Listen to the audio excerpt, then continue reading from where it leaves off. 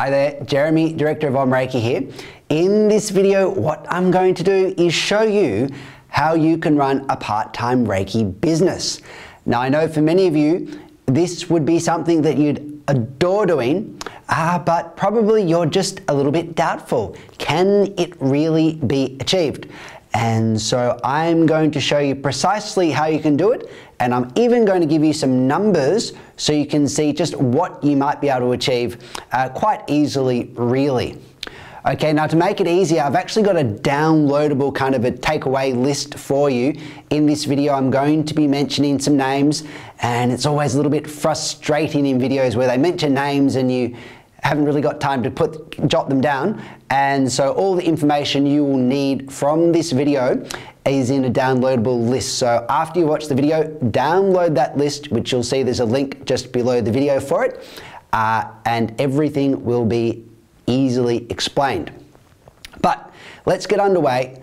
The first thing I want to say is you don't have to get things right, you've just got to get things going. That's an old saying you might have heard, but it's very, very true in the Reiki world. A lot of people are waiting until they develop a certain level of proficiency. They're waiting until they feel confident enough to begin. Well, the thing is, as I've written about before in articles, you will not get the confidence to get going until you've already got going. And so you won't really ever know that you're good enough to work as a healer, that you're good enough to teach, until you've had the experience of actually teaching. So I'm not saying, just start no matter how good you are, but if you're even considering working as a part-time healer or setting up your own Reiki business, then chances are you've already put in quite a lot of work, and I'd be pretty confident that you actually would be ready to get going. So most people delay way too long. In fact, they delay so long, they never get going. So don't let that be you. Know that true confidence will only come after the fact, after you've already got going. So you've just got to kind of jump in a little bit unsure of yourself at the beginning, and that confidence, that certainty will come with time and practice. Okay. Next thing I want to say is I really do recommend that you actually start off part-time. And sometimes people want to just jump in the whole hog, and look, I'm not saying that can't work out well, but there is a danger, and the danger is if you quit your job to then kind of hope that working as a Reiki healer full-time will work out for you, well, there's a lot of pressure, because what happens if you don't get the clients? What happens if you're doing well for a period of time and then you go through a quiet period? Can be pretty stressful, right? If you're paying the rent, if you've got bills to pay, that's an uncomfortable experience. And what's even worse is that once you start to stress over things, then what will tend to happen is you tend to worry. Worry attracts more bad things, and so you get into a real mess. So don't put unnecessary stress on yourself. Start out part-time. Maybe it will just be working on Saturdays, for instance. Or maybe your job is already part-time and you can just add one day a week working as, say, a healer. Do something like that. Make it a sort of a bonus rather than a source of your income. If you do it like that, even if you just get one session in a week, one healing session, well, that's a bonus. That could be, say, $70 more than you would otherwise have had. So do it like that, and you'll enjoy and really appreciate the Reiki business that comes your way, rather than stressing over whether you're going to get enough clients to pay the bills. Now, the next thing I want to say is when you're starting out, you want to really keep things simple, and that means keeping costs way down. So what you want to do, if possible, is actually work from home. This is the best idea because the rent is zero. Now, okay, I said it's the best, but there is one other alternative, and possibly if you work at home just isn't an option. You've got kids banging around, there isn't any room, there's not a space where you can set up for healing. So if that's the case, what I recommend is renting a room on an hourly basis. Now, you can find this. It's not, more places will want to charge you for the day because it's convenient for that center. They make more guaranteed that way. But don't fall into that trap, because what happens if you rent a room for say $100 a day, then even if you get 2 customers on that day, then most of the money is going towards paying off the room for the day. And what happens if you get no customers on that day? What happens if people call up saying, oh, I'd love to have a healing session with you. Can you do Friday, Saturday, or Sunday? And you've only rented the room out on Monday, then you're in trouble. So where possible, do it on an hourly basis. Often you can get places for about $20 an hour. So that would be ideal. There's no stress that way, and usually the timing is a lot more flexible. So look for some place where you can rent a room on an hourly basis. Another bonus of doing it in an actual centre as opposed from home is visibility. And this will be the challenge, of course, when you start up. How do people even know that you exist? So if you can rent a room in a healing centre which already does many other modalities, and then you can put your flyers up and talk to the owners and other healers there, then there's the distinct chance that either they'll refer their clients to you or people just see your flyers in the centre. So it can be a really well spent $20 per session setting up like that. So that's another good idea.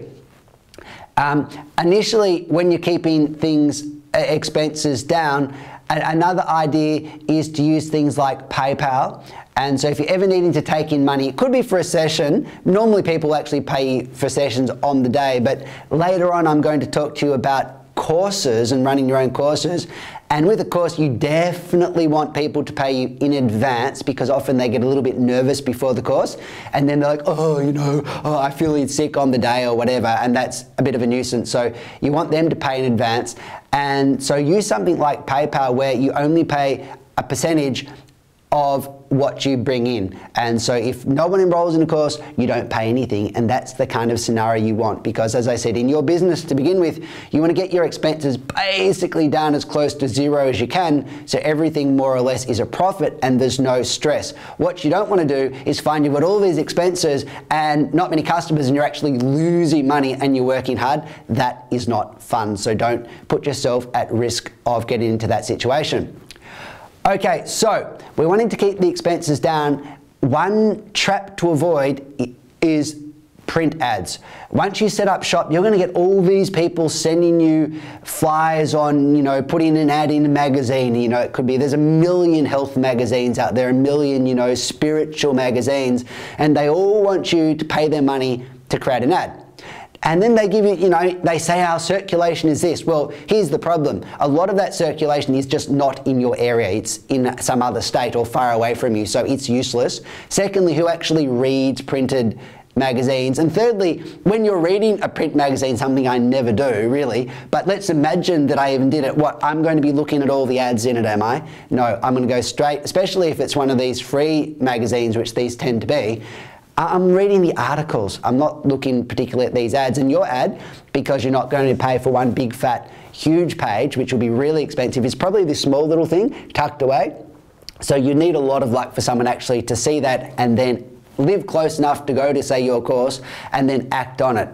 So then, of course, you don't get any customers. And what do these magazines say? They go, oh, but you need at least 7 exposures. What that means is you have to pay them 7 times to lose your money 7 times and not really make very much. So take my advice, don't do it. If you want to advertise online, maybe pay per click with Google or something, that can work, okay? But I seriously don't recommend print. Now, of course, I'm not saying it can never work. There might be some scenario where it's a really niche magazine, it's very targeted, it's targeted just to your area. Possibly it could work, but chances are against it. So I'd say, unless you're certain it's a winner, avoid it, because you'll just be tossing money away. Okay. Another idea is to employ a kind of a second modality if you can. This is really nice. If you say do massage or kinesiology or yoga or something else that you can teach, in a sense that creates 2 funnels, 2 kind of nets to attract clients. So if they come to you for kinesiology and you do a really good job, guess what? They might be interested in your Reiki or vice versa. So in a sense, you've doubled your kind of shop front. So people doubled your visibility. So if you do a second thing, that might make your life a fair bit easier to attract more customers. Okay, now it's just some basic tips. One, get a website. Getting a website is really important for a couple of reasons. You need to get it now. Don't go, well, I'll wait till I'm all set up. No. Get it now when you're just even thinking of getting set up, because you want your website to be up there getting indexed by Google, and you want it to be kind of accruing age points. For Google, your website's a little bit like a wine. The longer it's been around, the happier Google is. It's like, oh, it's got more credibility if it's been there for some time, as opposed to if it's the new kid on the block. So get it up there. Also, it gives you a lot of cred. I mean, if someone says to you, what do you do for a living? And you go, well, I do this and, you know, I have a Reiki business. Well, if you can say you can visit my Reiki business at superreiki.com, it kind of feels good. They go there, and of course, if you're looking at a website, guess what? You don't know if this website represents one little person, you know, in some distant remote land, or some mega Reiki empire, you know, with 10,000 healers. It's all the same kind of size on the screen. So get a website. It even helps you just feel that you have a business. If you don't have a website, it's even hard to think you've got a business. So get the website, then you can direct people there, and it makes your life a lot easier. So get the website right away. Don't wait. Get it set up. I recommend, well, a site you might like to try is called sitebuilder.com. It's free, which again is good. And so there are a lot of sites out there that basically have templates. So you just pop in, you know, your details into the template. It looks quite good. Okay, you lose a bit of flexibility, but guess what? It's easy. You can get it done, and it's either at a small fee or it can even be free. So check that out. Next thing is set up an email list. And so do this straight away. So you go, but who would go on it? Well, if you have a customer, if you've got friends who are interested in Reiki, put them on your list, and every now and again do something like what I do. Write an article on Reiki, write an article on healing, or, you know, it could just, even if you think, well, I couldn't write an article, well, send out some inspirational quotes. Do something, right? And bit by bit, it'll be very, very small at first. You'll just have a few people on your list, but bit by bit over time that will grow, and you'll find that your email list will be one of your most valuable assets. Because what happens then is, if you are holding a course, what do? Well, you do exactly what I do. I send out an email and I add some quality to it. You know, I give you an article, I give you a video, I do something for you which is of value, but at the same time I say, hey, you know what? I've got these courses coming up, you might be interested. And, you know, that is one reason why my, you know, level 2s and 3s always get good numbers, because people are still in the loop. And, you know, it's why, again, you can attract people even to level 1, because often they're uncertain. What I do is I give them a chakra ebook download. They can download that. They go, oh yeah, that's interesting. They're on my list. And then, you know, when I offer a course, they see that, you know, yes, I can take that Reiki 1. So it's really important. And again, you've got to get it going from the get-go. I recommend for this MailChimp.com. You'll find these details, as I said, in the downloadable kind of page. But MailChimp.com is free up to, I think, about 500 people on your list. So for, you know, once you're over that, you'll be happy to pay because you'll be making good money. And until that point, it's really nice to get it for free. Okay, again, we're trying to set up a business model here where there aren't really any expenses, or the expenses are very low. Now, another thing which is a good idea is to get freelancers to do things for you. So let's imagine you want to make good-looking business cards or good-looking flyers or things like that.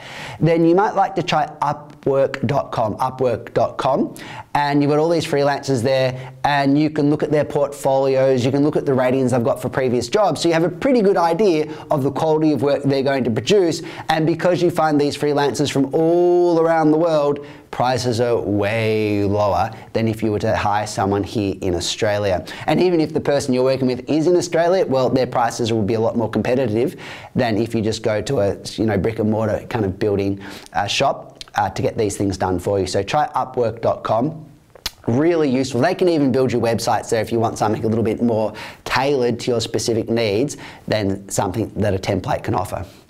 Okay, but now let's get down to the numbers, because you might be hearing me going, yeah, well, these things are maybe possible, I could do them, but am I really going to be able to make any money? Oh my God, that can terrorize a few of you. That it's the money word, the M word. But fundamentally, if you want to be able to share your passion, if you want to share what you love, yes, we all know you do actually have to need to make some money from it. So let me just give you a little scenario to show you what sort of things are possible. And I'm trying to make this very doable, okay? So I'm not giving you crazy numbers. I'm just going, look, you could manage these numbers. It's not outside the realm of possibility.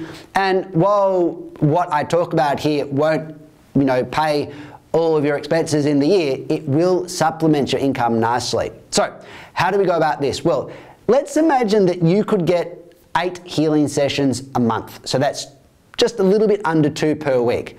So that's not crazy. We're not saying you got to get hundreds of people come to your healing session. We just go 2 per week. So that is doable. Okay, so you get 2 per week. What that's going to amount to is about $560 a month. Now I get that figure by going, you'll charge $90 for the session, and if you're in any Melbourne kind of based area, that's totally reasonable. So you go 90 per sessions minus $20 for the room rental, that gets you 70. So we've got 8 times 70 equals 560. Okay, so you're making in that month 560 from your healing sessions. Then what you're going to do is you're going to hopefully start teaching Reiki too. The model really needs you to start teaching, otherwise it could be a little bit difficult to get enough. I mean, you'll get some clients, but you really need to get a lot of clients to make working with Reiki doable if that's your only source. But if you're teaching, it's a bit different. So let's imagine now that you get 3 students per month. Now, how do we get these 3 students? Well, let's say that you've got your 8 for the healing. Let's imagine that 2 of these, just 2 of the 8, go on to do a course with you. Now that is possible. If you do a good job, chances are they'll be quite interested in doing a course. So you've got 2 of the 8 do a course with you, and you get 1 from somewhere else. The world moves in mysterious ways. Often you get someone who knows it's a friend of a friend, or just they find you. I don't even know how sometimes people find you through really weird ways, but they do. So let's imagine you get 2 of the 8 do your course, 1 of them you get someone else from somewhere else. Okay, so now you've got 3 per month for your course. Now you're running the course at home. If you need to clear out, the kids and the family, do that. Clear them out. So you're not paying room rental, okay? So you're getting that for free. So you go, okay, from home, just 3. Because it's only 3, you can fit them in. It's easy, just in your bedroom or somewhere. That will work. So then you've got at 3 times, call it $350 for the course. So that's $1,050. Now you have to give them a few snacks. I never give people lunch, but snacks, I think it's always good to provide. So you go snacks, manuals, let's say that's $50. So then you've got $1,000 from that per month. So you've got $1,000, you've got $12,000 from the courses, you've got the $560 times 12. When you add that with the courses, you get, let's say it's $18,720. Okay, now you're going to have a few expenses. For instance, you want to get Reiki insurance, you want to probably join a Reiki association, you have to pay for some domains. They're not very expensive, but you have to pay for a couple, or 1 at least, yoursite.com, .au. In fact, always get a .au just so you know, because since you're in Australia, most likely watching this. I mean, if you're in America, say, watching this, or somewhere else, maybe a .com, or if there's a something to do with your country, get that, because when Google does a search, the things which are local always rank much better. So if you're in Australia, always get the .com.au. If you're in America, .com, and elsewhere, try to get the one which is specific to your particular market. Okay, so you've got the domains, maybe there could be a bit of web hosting, and just miscellaneous fees. So let's say we had $18,720 odd dollars. So let's say 720, let's just wipe that off to just random kind of expenses. And now we've got about 18,000 left. So you might go, what do I do with 18,000? Well, you're not going to live on that, not in Australia, but guess what? It's a nice supplement to whatever you're doing, and it's doable. So I've presented something to you which you go, you know what? It's manageable. It's not impossible. In fact, it's very doable. And so hopefully you look at that and go, you know what? This could be something I'm interested in, and it might motivate you and excite you enough to get you actually going. Because once you're going, you're going to build up your own momentum. So the trick is really just getting going. As I said at the start, you don't have to get it right. You've just got to get it going. So hope this video's helped. Remember to download the kind of checklist or the takeaway list at the bottom of this video. And look, hope to be seeing you around sometime soon. Cheers.